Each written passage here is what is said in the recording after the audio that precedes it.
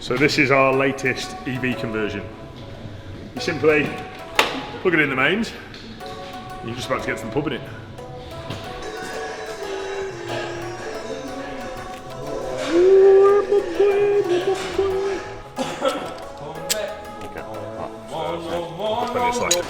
Well, you know, I feel privileged. Well, I think Dave's privileged really, just having it here. I'm not really that kind of videographer.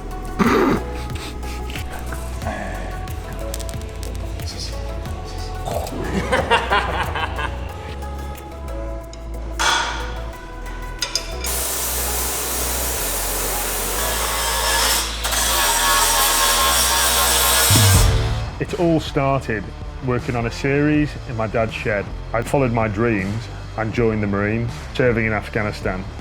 Defenders were always part of me. So here we are, building custom machines with my awesome team in Shropshire. We are Mahker.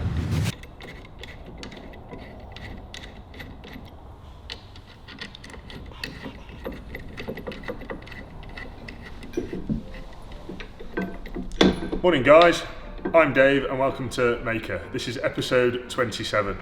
Happy New Year to everyone. Nice to see you again following the channel.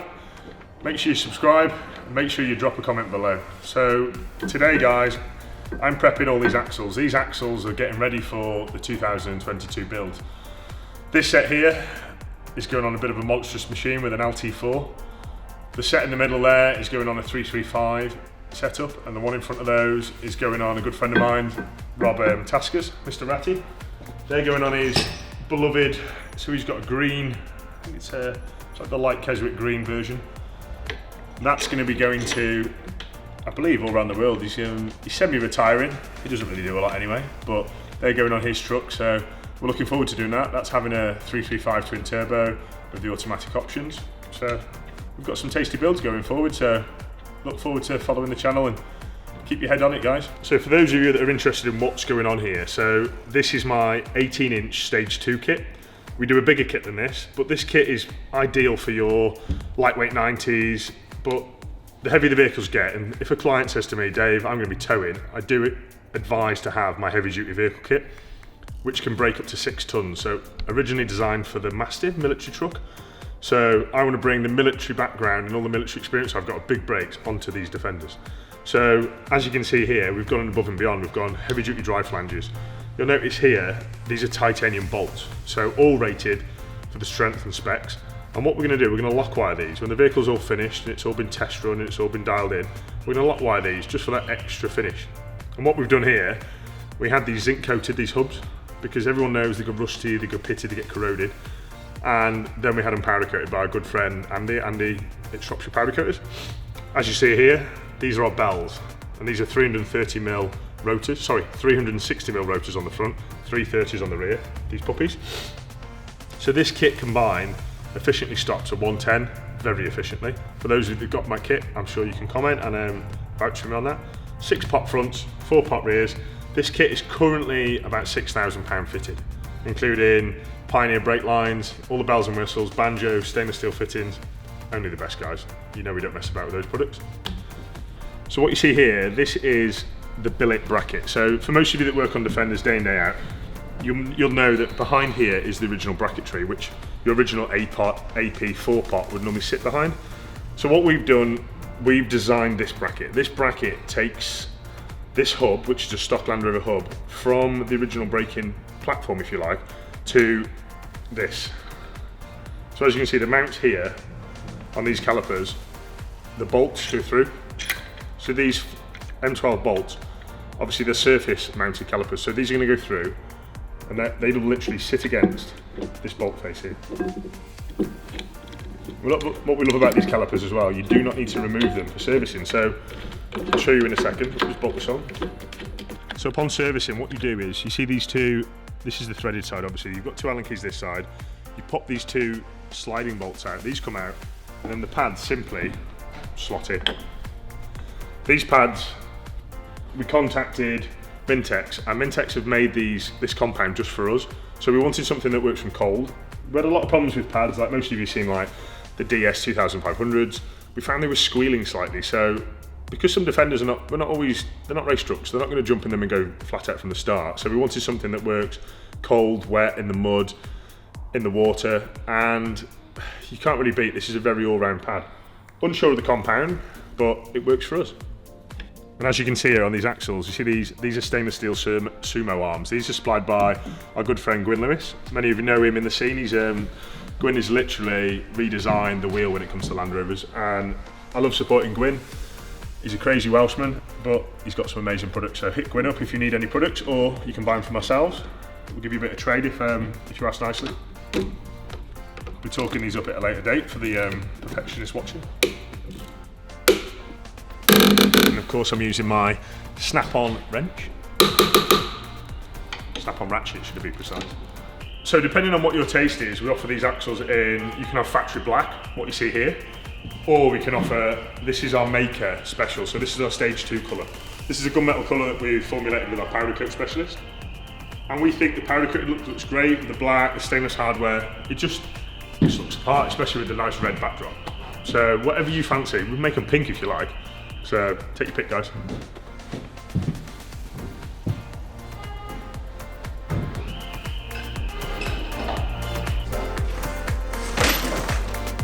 And then what I do is just put a little bit of sealant.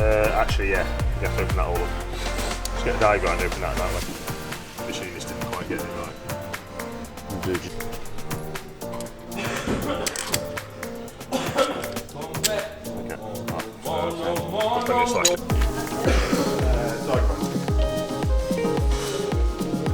Hi guys, we are doing today a chassis swap on a Defender 90.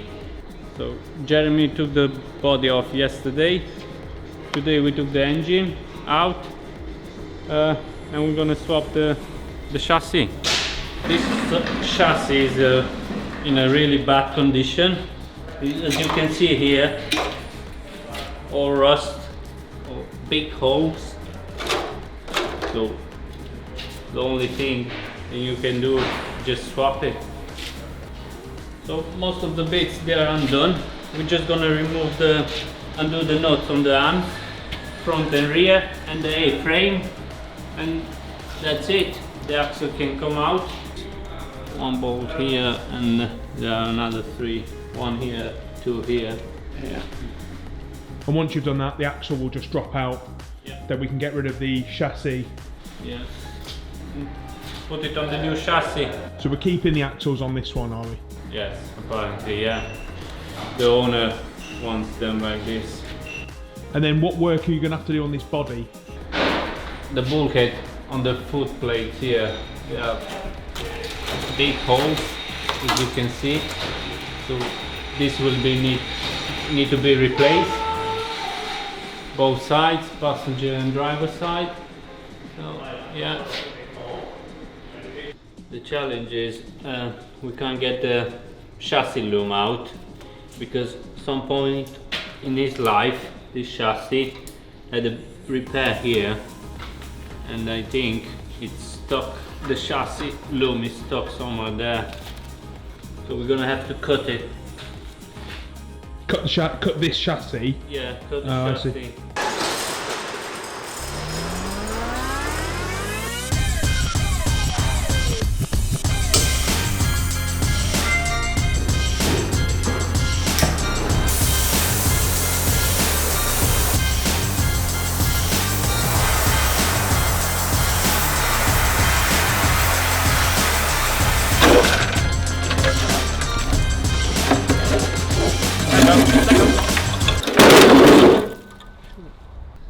This is the rear axle separated from the chassis, so we're gonna fit this to the new chassis. We're gonna change the arms.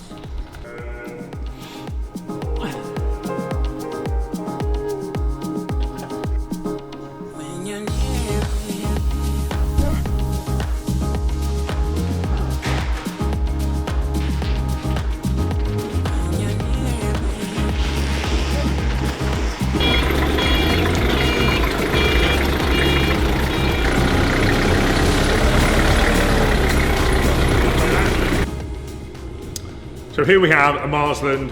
This is a 300 TDI 90 chassis. This is going under the very rusty reprobate of a 90 that you see in the booth on the earlier slides.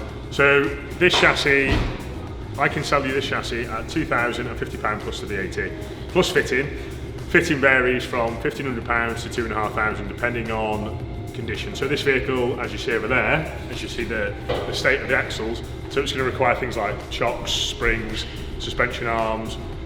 We vary from bush kits, so you can have Super Pro or you can have standard bushes, upgraded panhard rods, things like your radiator might need replacing, the bulkhead might need welding. The footwells in this car is significantly rotten, so we're going to have to do a lot of repair to those. So you're looking probably £500 to £600 just on a pair of footwells. So as you can imagine, the price can creep.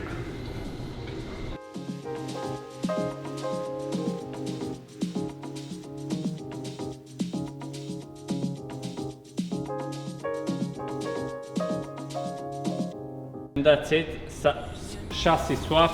We put new radius arm on the back, new shocks, new springs in the front, new steering box. The rest is gonna come later because we still have to do some work on the body.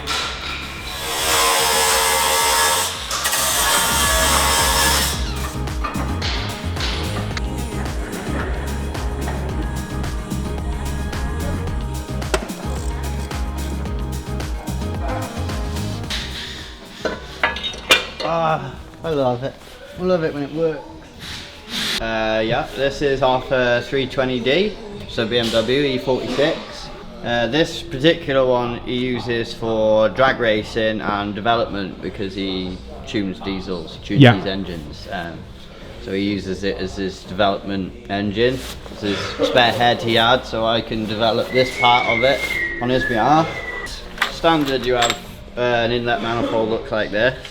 This is the standard one. It's made out of plastic, or it's ABS, which is fine in its standard life.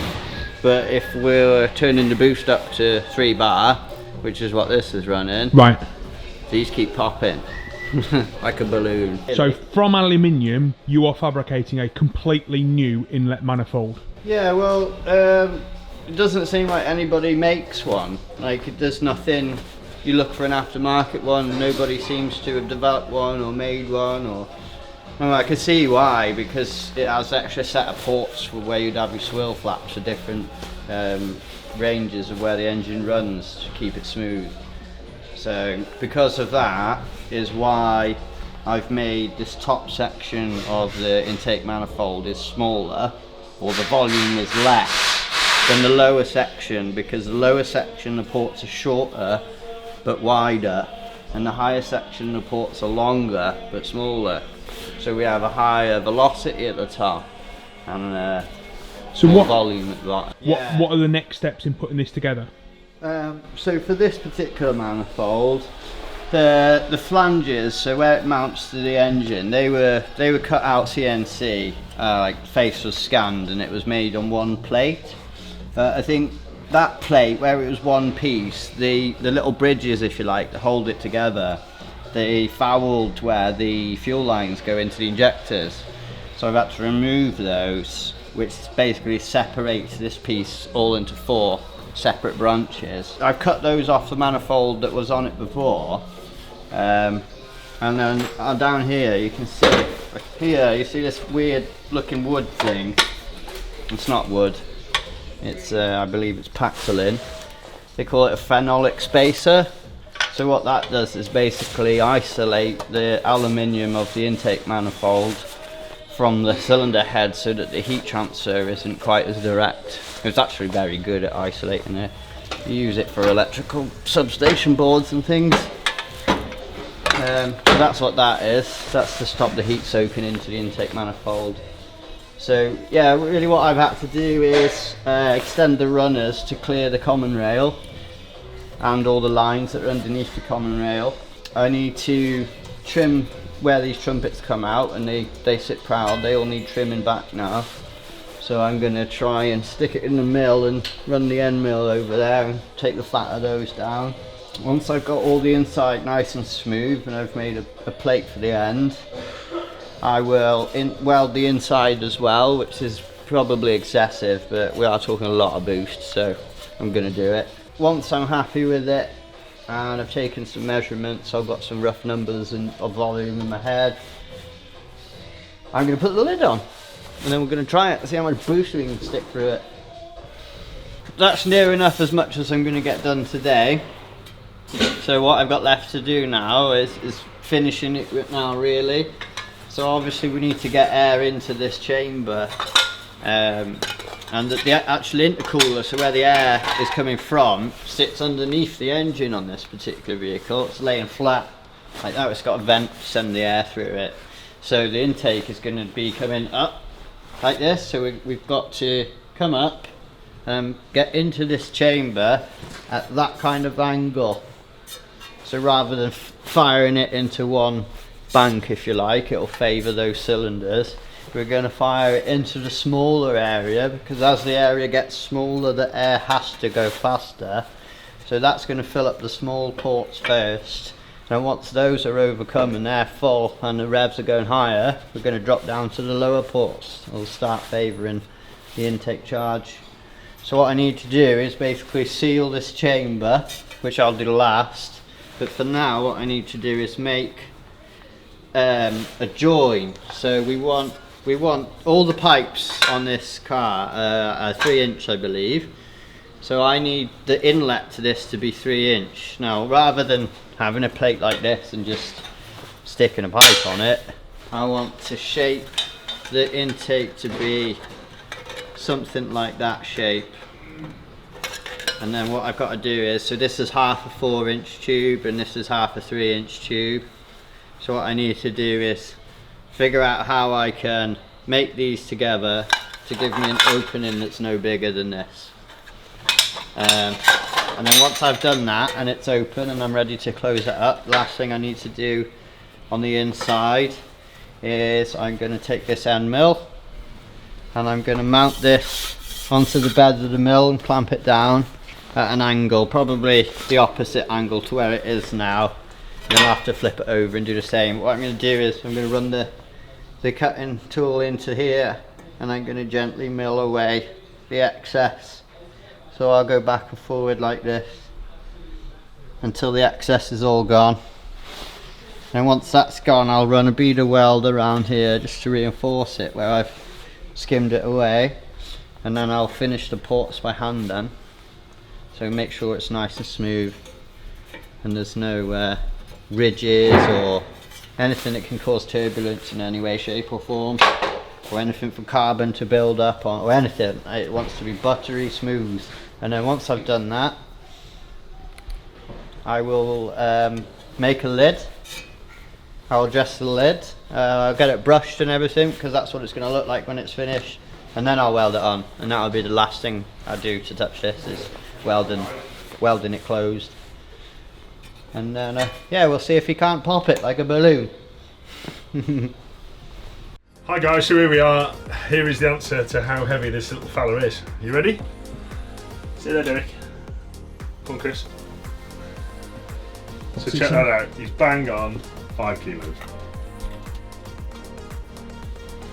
So, Lion, whoever you are, please get in touch, drop us an email, drop us a comment on this video, and I'll get in touch with your free merchandise kit for Christmas, as I promised. So, keep in touch, dude. Hit me up, and we'll get that. Anyway, thanks for watching, guys, today. Don't forget to subscribe, share the episode, tell the world, tell your friends, and I'll see you soon.